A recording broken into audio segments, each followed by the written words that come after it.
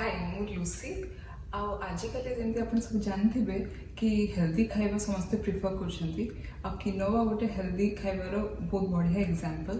तो किनोवाटा समस्ते बोरिंग भावी था बट आज मुझे गोटे इंटरेस्टिंग ता टेक नेबी गोटे इंडियन ट्विस्ट सहित आपको प्रेजेंट करी quinoa salad recipe.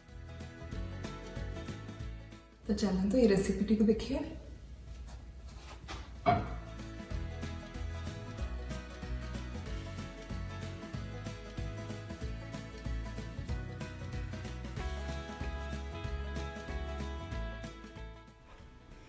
Quinoa salad पई फर्स्ट आमे पैन रे टिके तेल रे कटा हिथिबा प्याज रसुण कैप्सिकम ग्रेटेड गाजर आउ बीटरूट को गोटे रु 2 मिनट पे सौते कर दबा।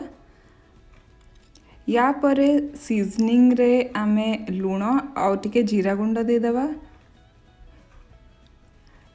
तापरे सिझा काबुली चना आउ कुक्ड किनोवा दे करी एटा को भलो भाबरे मिक्स कर दबा।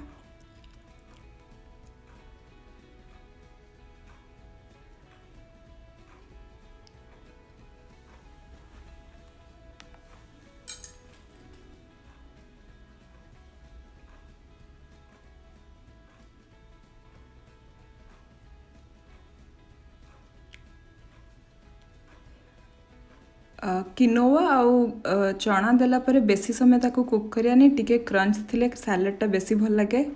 तो आमे गैसटा को ऑफ कर दबा।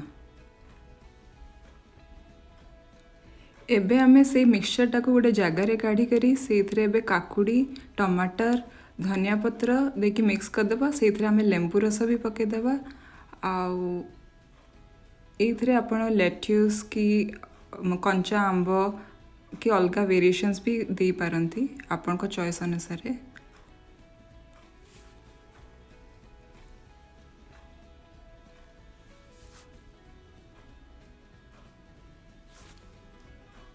एबे एटा को भल से मिक्स कर दबा। देखंतु केते कलरफुल दिसुची आम सैलडटा। एबे मु गार्निश करछि याकू चिया सीड्स आउ आलमंड्स रे।